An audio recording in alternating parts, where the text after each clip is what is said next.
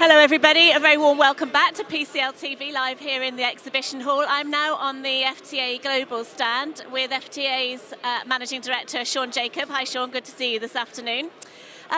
Just to kick off, in case people aren't fully aware of FTA Global, could you tell me a little bit about who FTA Global are and what your story is? Yeah, absolutely. Thanks, Karen. Well, we're pleased to be celebrating our 15th anniversary this year. We're based down at Shoreham Airport, now known as Brighton City Airport, which helps people put it on the map.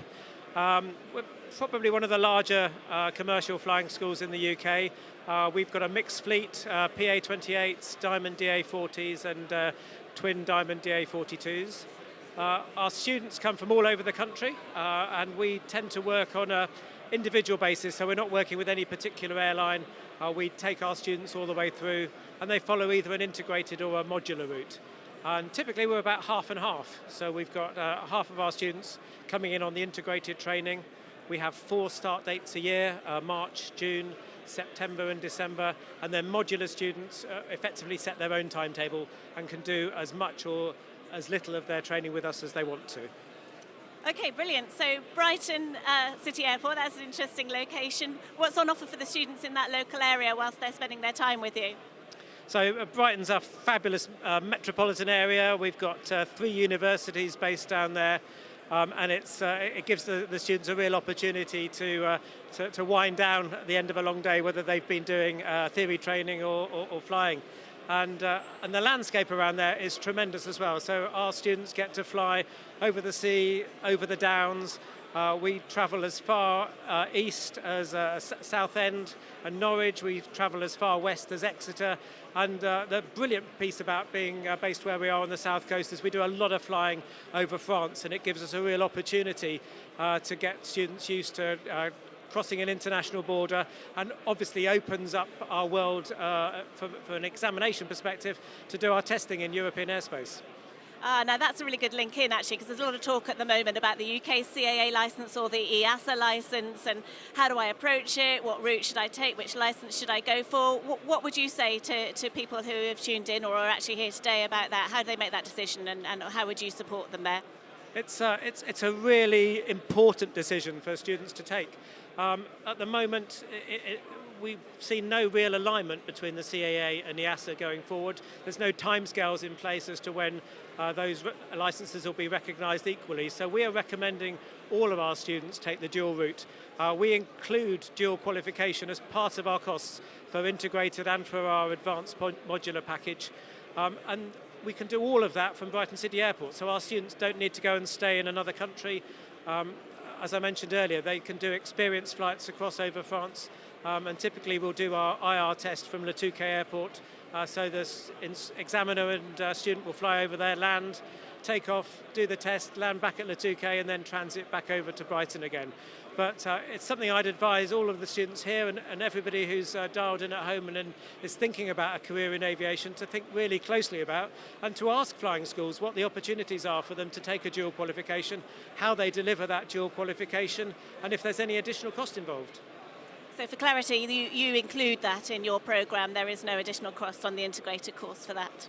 There's no additional cost on the integrated course, and that covers both the extra theory exams that students have to do and the additional tests that they have to do for dual. And on our advanced modular package, that's included as well. So both the theory tests and the additional MEIR test is included as part of that advanced modular package. Brilliant, thank you. Thanks very much. You mentioned there, we were talking a little bit about Brighton and the area, but you were then talking about the kind of student experience. And I think, from my history, that's a really important side of it. Okay, the training's very important, but it's all about building yourself as an individual, self-development during that particular period as well. So how do you as an organisation support your students as they're going through the journey with you?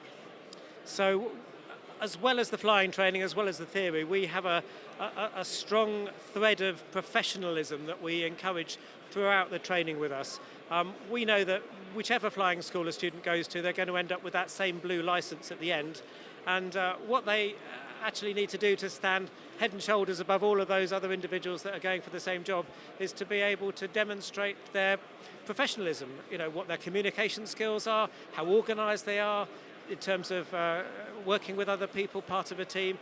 So we exercise all of that throughout a student's training.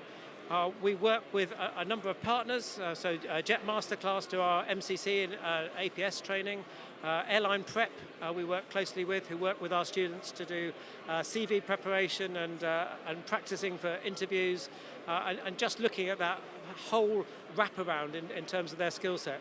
From a student's welfare perspective, we don't have our own accommodation, so students work with our admissions team to find either a house share, hosted families. We have about 40 family hosts that are all within walking distance of the airfield. Or if students want to, we can work with hotels, bed and breakfasts, or even look at students renting their own property for the time that they're with us. Another big part of the student experience at FTA is something we call student voice. So we have a very, very active student committee.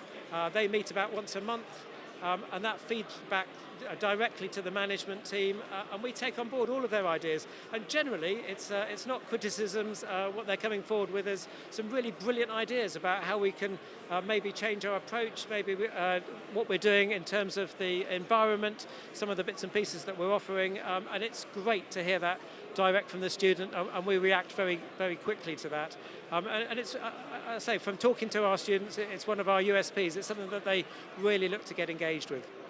Yeah, I think that's very important. The student is, after all, a customer, and it is really important that that feedback loop exists. And of course, in the whole training environment, feedback is massively important, isn't it? And self-development and self-evaluation of your own performance, getting into that habit of feeding back to yourself as well. So that's great to hear that there's that practice going on within the organisation.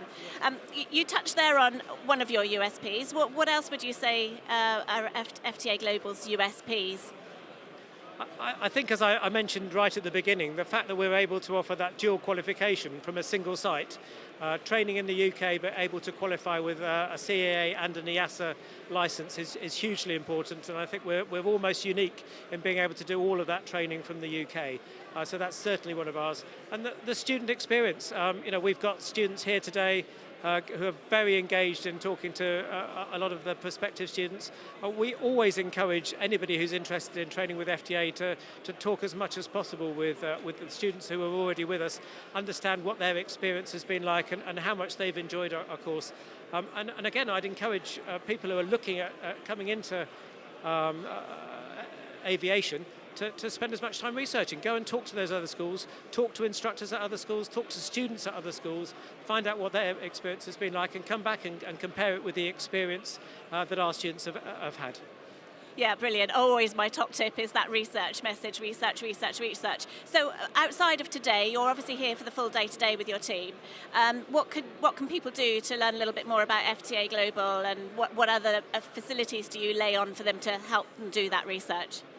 So we have a very full tour program. We run tours at our site every Thursday, although if somebody can't make a Thursday, we can always accommodate on another day. This last summer, we've run a series of open sessions, which kicked off in May and went through to August, where we had a whole day where people could come and hear talks from aviation experts, talk to students, talk to instructors, and also take part and enjoy simulator sessions and experience flights as well.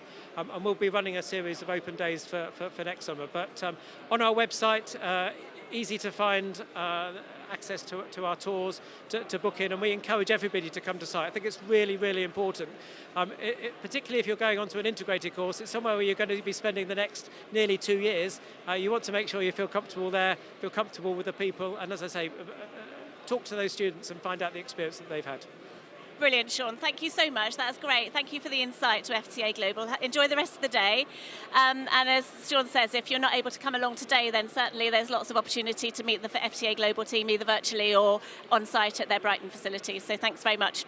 So that's it from the FTA Global stand. I'm going to hand over now to Ian and Anthony Pettiford, who are going to talk about that big question, integrated or modular. So thanks again. Thanks, Sean. Thank you.